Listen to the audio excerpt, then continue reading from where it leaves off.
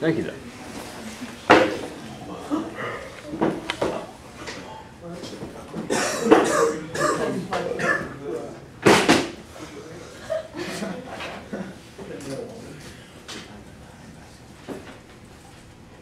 We're learning about DNA.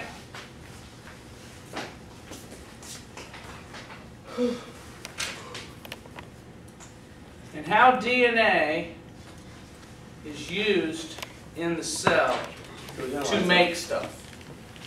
With RNA. Okay? Yes, RNA is used to copy the DNA and to take it to a ribosome. So I'm going to go over this whole thing again, but I'm going to add in a couple things that we haven't seen yet. What are the lights? I'm going to leave the lights on since most of the stuff I'm doing is on the board. You said that on Friday, Graham. Like word for word. Yeah, word for word. I mean, I was just making sure because it's so more. Are the comments beginning again? No, I was just yeah, I should keep like. As long as the comments aren't beginning.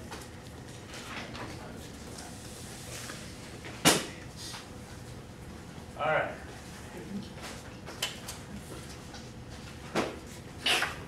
Wash it. Wash it. Wash it. A lot of people, I think one of the problems that most students have with school Homework. Paying attention. is that they think, Karen. I'll take over now. They think that, oh, I'll just learn this stuff when I get home. And I think if you use the opportunity to try and learn the stuff in class, you don't have to study nearly as much. So many times I hear a student come up to me and go, Mr. Willis, I studied for your test 5 hours and I still failed. You know, something like that. Well, if that student has sat through 2 weeks of class and not paid any attention, they've missed out on about 8 hours of class. So studying 5 hours isn't even enough to bring you up to a person who's paid attention each class, if you haven't been paying attention. That's right. Think See what I'm smarter, saying? not harder. Exactly. So, we're doing this again.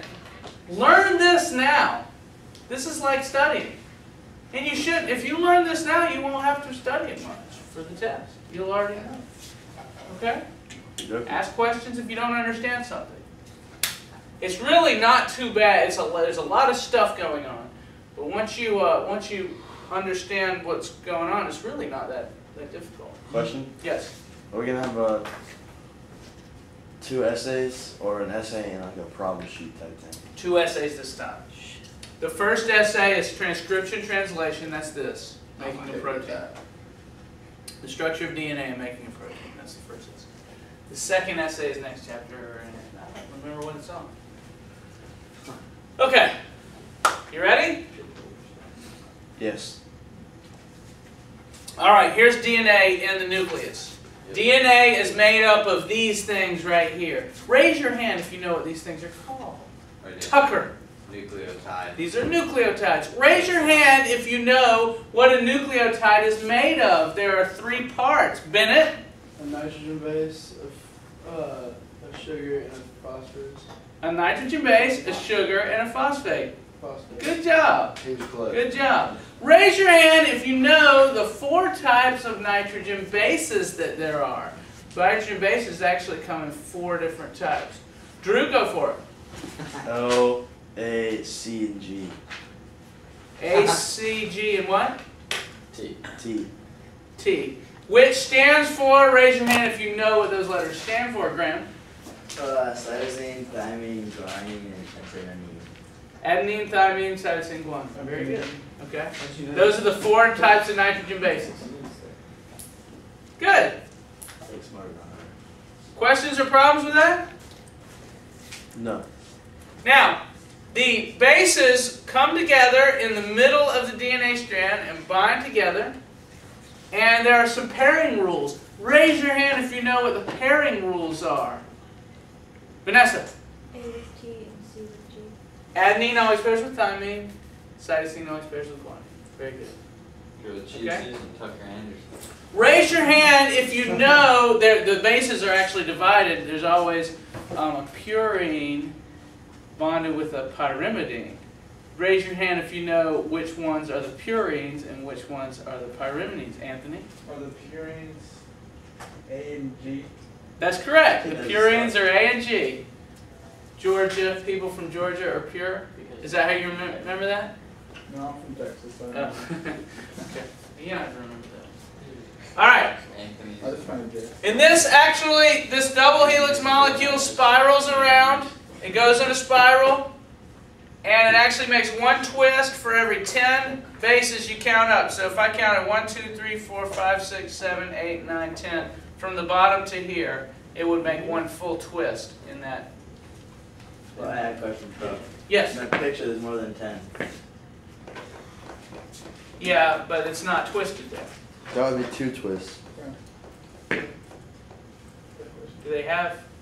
Come on, it's only Here we go. it was like 4. So if you count 1, 2, 3, 4, 5, 6, 7, 8, 9, 10, that's one full twist. Okay. See? Tricky stuff. Okay. So, by the way, the DNA is all laying out flat in the nucleus. It's spread out in the nucleus. What's it called if it's spread out in the nucleus? Chromatin. Chromatin. Very good. And when it's ready to, when the cell's ready to divide, all the spread out DNA coils up, and that's where you have chromosomes.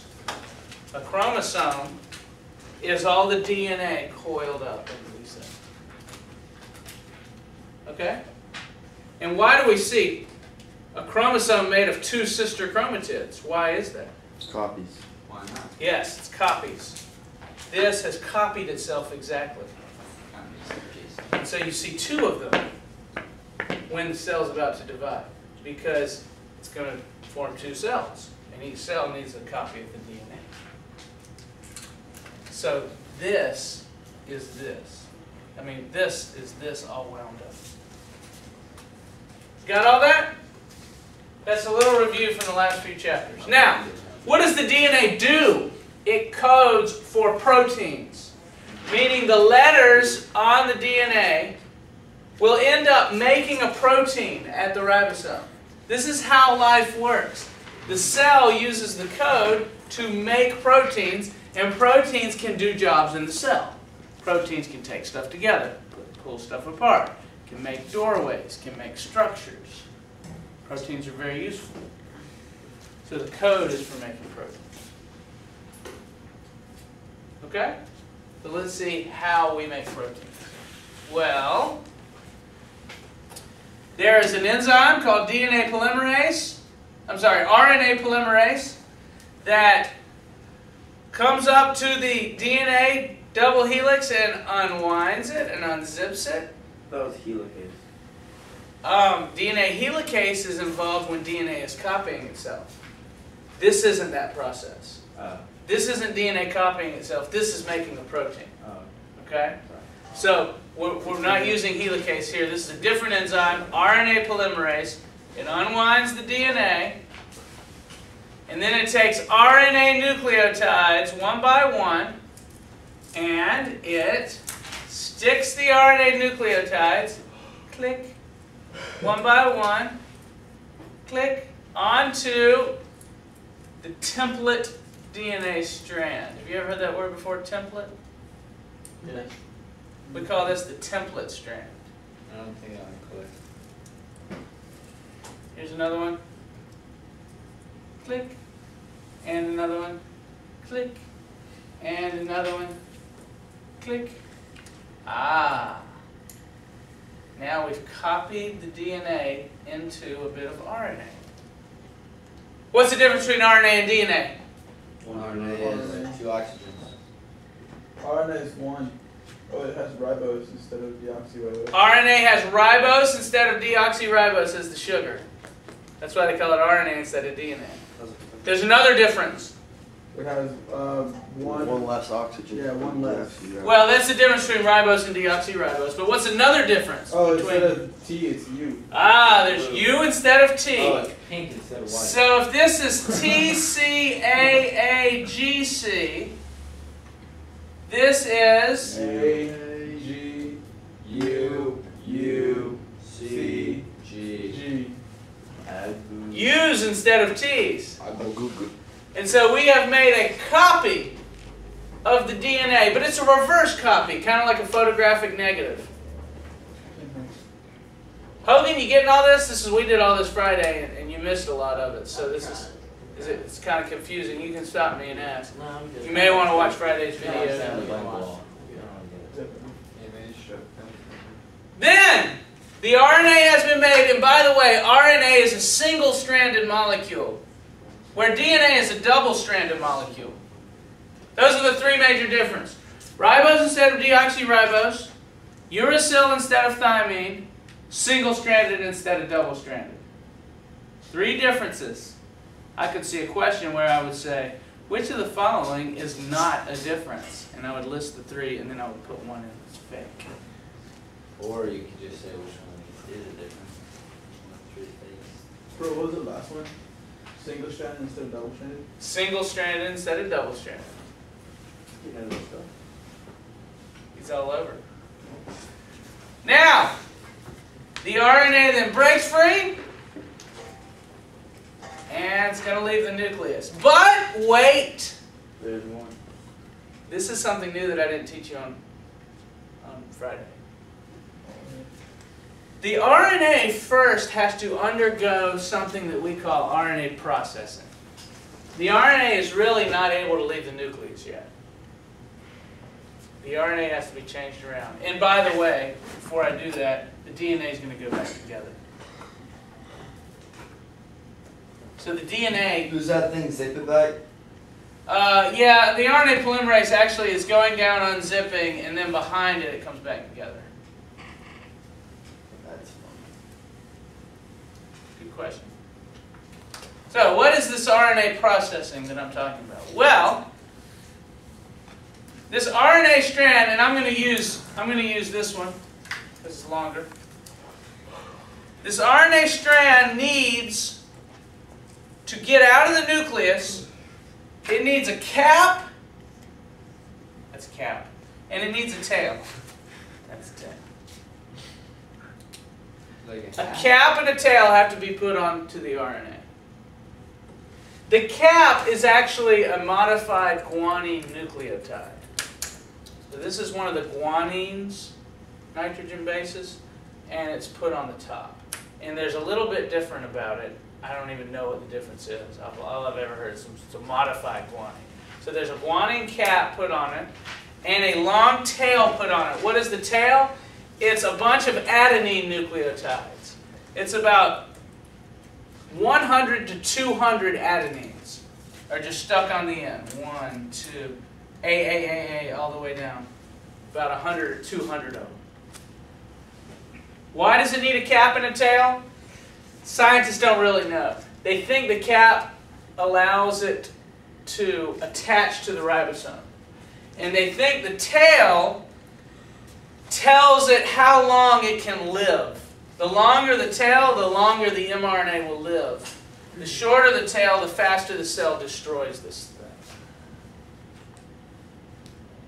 So a cap and a tail have to be put on.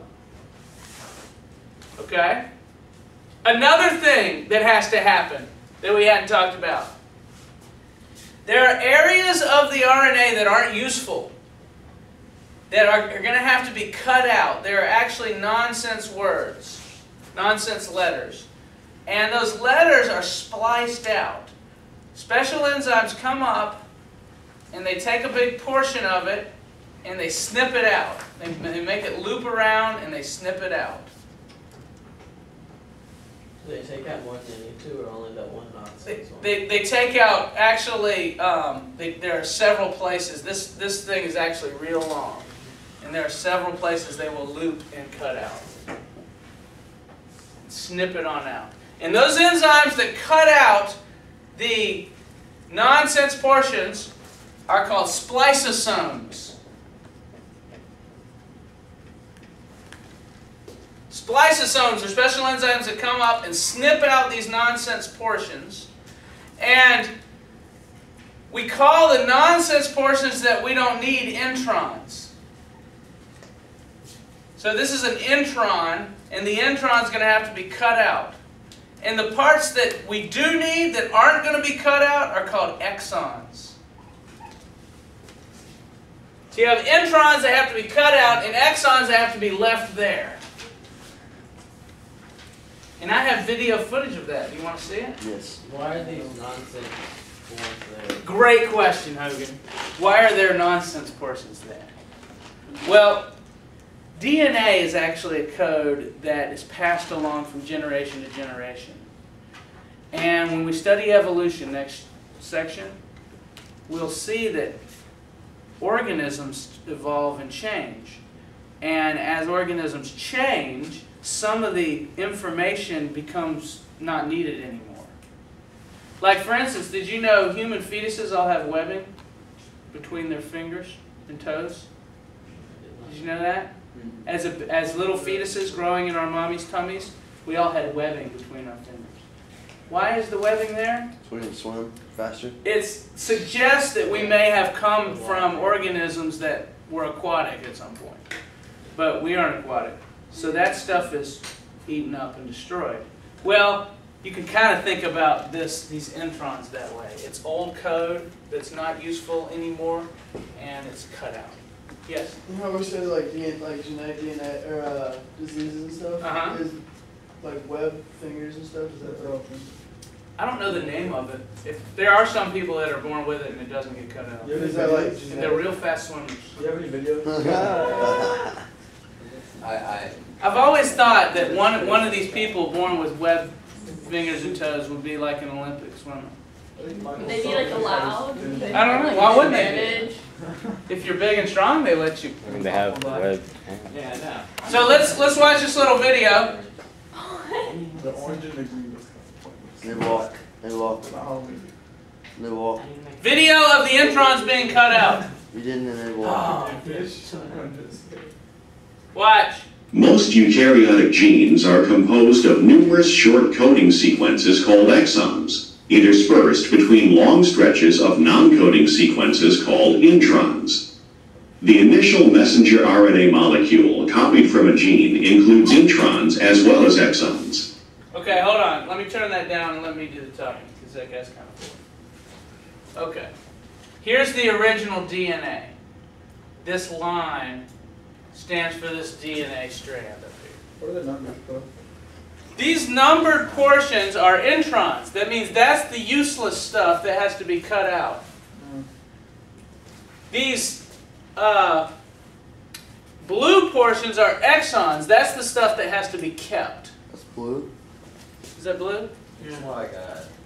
Yeah, Now, the DNA here is copied into RNA. That's this piece right here is a piece of RNA, a copy of the DNA. And this RNA will have to leave the nucleus.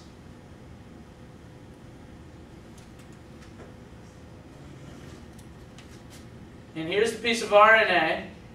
We're going to put a cap and a tail on it. It already has it already. Yeah, it already has it. Now, this is one of the introns. We've got to cut this out. So there are special enzymes. Here's one of them. And here comes, they're called SNRPs. And the SNRPs come together to make what we call a spliceosome. So one kind of SNRP bonds at this end, another kind of SNRP bonds at the other end. Here comes some more enzymes. It's a number of enzymes needed to do this. Those snurps are... And they fold up, and they're going to cut this piece out. And we call this whole thing a spliceosome. See? Spliceosome. And we're going to cut out, oh, there's the cut out piece, and then we're going to join that together, and now we've cut out the intron. What did they do? Question? Did it just die? The intron? The intron, now remember what the intron is. It's actually a bunch of pieces of RNA right here, right? A bunch of nucleotides. And what happens is it's torn up and it goes back into the individual pieces and it goes back to the nucleolus. So they recycle it? They recycle it. Okay. Does that make sense? What's the 5-3 thing? Wait, 5' and 3'? Yeah. We learned about that before. That's the direction that this runs. The 5' end is the phosphate end, which is actually down here. And the 3' end is the other end. So we talked about these DNA, the strands actually run in opposite direction. This runs 3' to 5', and the other side runs 5' to 3'. So it tells you the direction of the DNA. Yes? Wouldn't that intron just keep getting taken out and out, taken out? Since you have to reuse it? Yeah, when you take it out every time. Yeah, it takes it out every time. Oh, and just destroy it. Stupid. Well, it does. See, this intron is actually a bunch of little pieces. Right, but what he's saying is, are the same pieces taken out every time? Yes. So those are forever just going to be useless? Yes. That's It's just useless DNA. One of those. But the DNA had to come from somewhere. Yeah, that area of it, but it can use the individual pieces. It can use the pieces, but the whole area is useless. Did you have a question, Drew? No. Yeah. Okay, we ready to move on? Yes, we use. So, Oh, man. Why would you do that? So now that we got our cap and tail and we've cut out our introns, we have RNA, and it makes its way to the ribosome. Now, remember, the ribosome is also made of RNA, and we formed it earlier. It's like a strand of this, all coiled up in a certain shape, like this, and it was made earlier. So it already exists. So this is called rRNA, ribosomal RNA. Where is the ribosome? rRNA. Right there. I know, but is it floating like in the... It's in the cytoplasm of the cell. Do you remember our picture of a cell Yeah. earlier? I didn't know. And it had all those little dots? Yeah. Those were ribosomes. Those were these. Okay? And they're all over kind of a gloopy structure called what, Graham? Do you remember? What the ribosomes are covering inside the cell? Makes it look kind of rough. Endoplasmic reticulum. Endoplasmic reticulum was covered by ribosomes. Do you remember? Yeah. The ER? Like the yellow dots. Stay awake here. Learn this now. Okay. So, this is rRNA. What's this piece of RNA that was just copied in the nucleus and had the caps and tails put on called? mRNA. mRNA. Very good, Tony. rRNA, mRNA, and what are these things called that are shaped kind of weird and they carry amino acids? Anchors. They have a weird name. tRNA. These are called tRNA. Translated. Transfer RNA. Okay? So the transfer RNA, listen, the transfer RNA are carrying amino acids. There's actually an enzyme out here that attaches the amino acid to the tRNA. And they're made of RNA too, also. Okay? Okay. So, here's what happens. The mRNA goes into the ribosome. The tRNAs come up one at a time and try to bond. Now, the mRNA is read 3 letters at a time. And that's where this chart comes into play. These 3 letters right here, you can't see them from where you're sitting. The 3 bases are adenine, uracil, guanine, which means it's just AUG. And AUG is called a codon. A codon are 3 mRNA letters. And you can look on the chart and see what AUG codes for. Art. Methionine. Methionine is the name of the amino acid that, that is going to be brought and fit with the codon. And so here comes one right here. Watch it. Took me a long time to make this. Click. See how it fits perfectly? You should make like a louder click though, since there's 3 of them. Click. That should be click, click, click. As it's doing. So AUG is the codon. What is the name of the 3 letters here on the tRNA that matches with the codon? It'd be T-A-C. TAC. Nope. TAC. It's AUG. RNA doesn't have T. UAC. Oh, dang it. And we call this, what do we call the 3 of them together? Codon. It matches the codon. Oh. Who said that? What was Who said anticodon? It was a female voice. Graham said it? Graham said it too. Anticodon is right. Graham, you said it too. Yeah, I think I just said that. You definitely said it too. Very nice. The anticodon, and here's how you would write this in your essay. The anticodon of the tRNA matches with the codon of the mRNA. Click. It makes a loud click sound. Click. And the first amino acid is in place inside the ribosome. Then the second codon is exposed, and it happens to be CUC in my example. Cuck. What does CUC code for? You can use the chart. Leucine. What does it code for? Leucine. Oh. Leucine. Leucine. Leucine. So, a tRNA carrying a leucine comes up, binds, click. Its anticodon binds with the codon on the mRNA, and the leucine is being carried by that tRNA. And now, inside the ribosome, the 2 amino acids are adjacent to one another. Do you know what the word adjacent means? Right next to. So the adjacent amino acids form a bond between them. The bond is called a Peptide. peptide bond. Do it again. It is. Whoever said covalent, you're right. It is a covalent bond. It's a type of covalent bond called a peptide bond. It's very strong. Those will stay together now pretty easily. Pretty easily. Pretty well. Now the first amino acid is left, and that tRNA leaves the ribosome. And we'll go and get another methionine that's floating around here in the cytoplasm of the cell. And just repeat this. There is a enzyme that attaches the methionine to the tRNA. Do they all go get methionine? No, only the one that had this anticodon carries methionine. Okay. Now the whole ribosome moves down, and the next codon is exposed. The next codon is CAC.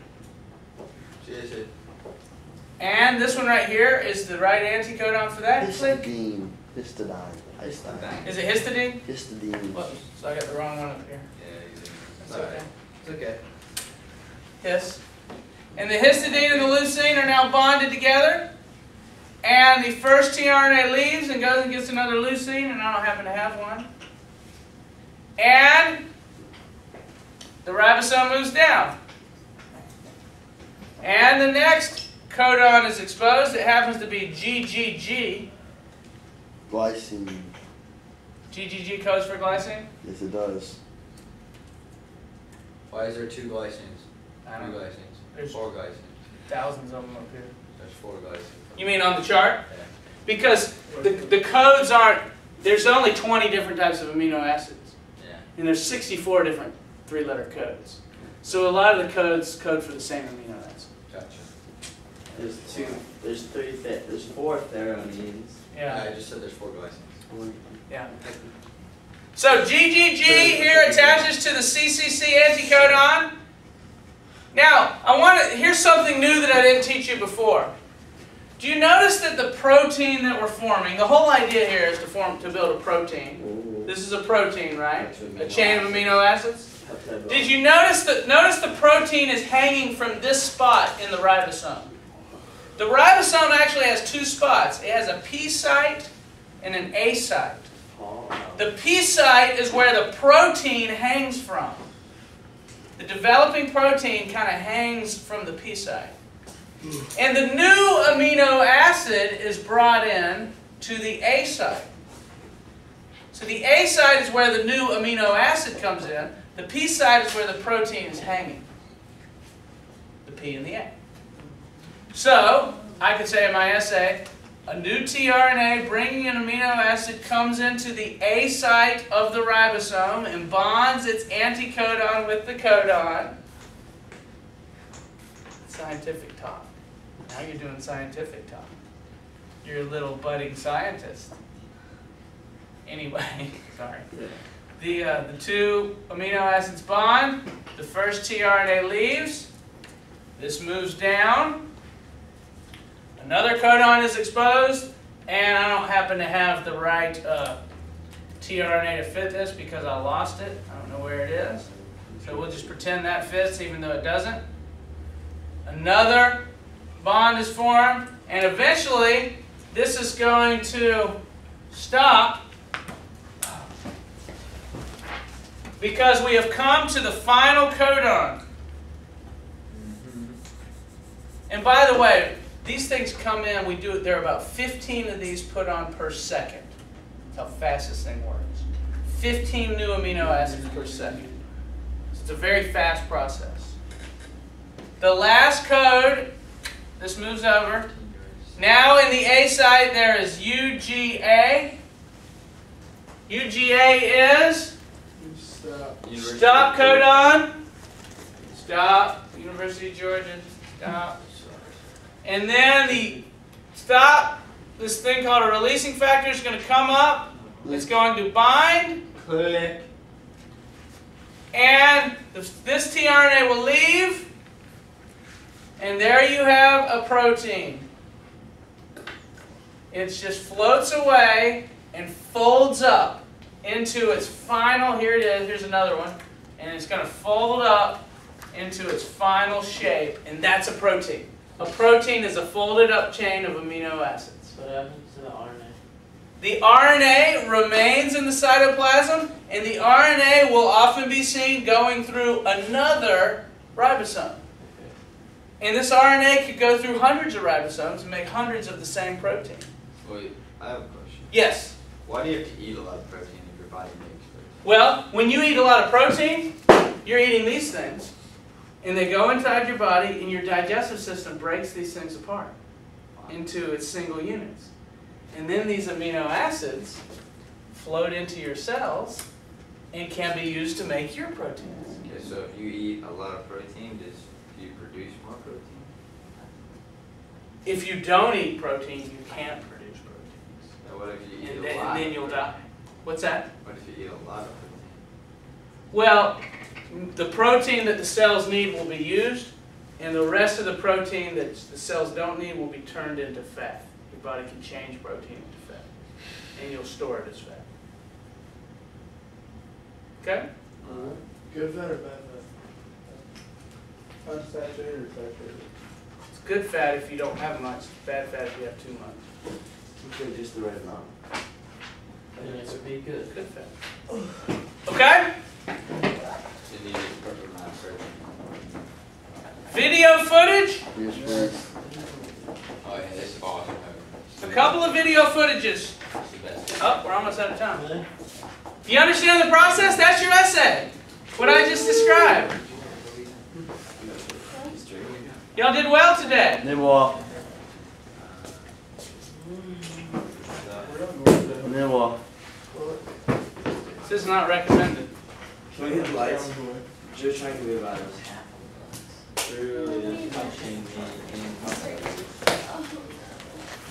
Oh, Is this scary music? this is scary music. No.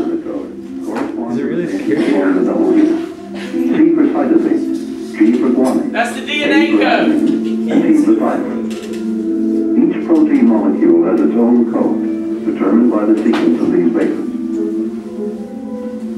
Beginning at an active site, a group That's of RNA enzymes polymerase. binds to the DNA molecule.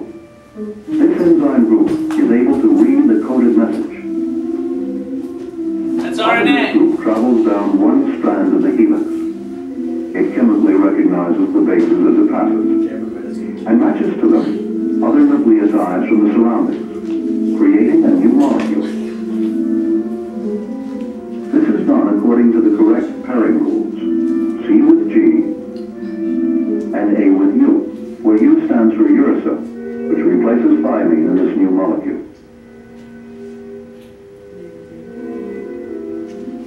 The new molecule is ribonucleic acid, or RNA.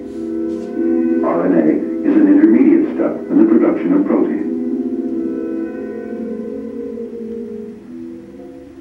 These molecules of RNA are called messenger RNA because they carry the transcribed message to another part of the cell outside the nucleus to be decoded. The messenger There's the RNA ribosome. travels to a ribosome. It is here that proteins are actually manufactured. The ribosome reads off the message from the RNA in three-letter groups called codons. The codons are the words of the message. Here come tRNAs. Each codon is matched to a specific amino acid, which is brought in and attached in sequence. As the codons are read off across the ribosome, the protein molecule that is being formed grows longer. The last three-letter group codes for the termination of the process, and the sentence, in the form of a protein There's the molecule, protein at the bottom. is completed. See it? That was it. Was it scary? A little bit. Yeah. That's good for Halloween. What happens to the RNA after it makes protein?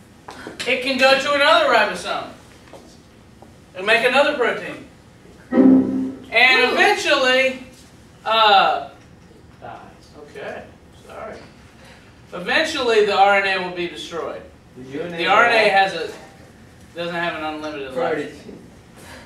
What? Maybe because you didn't enable all the recommended. Oh,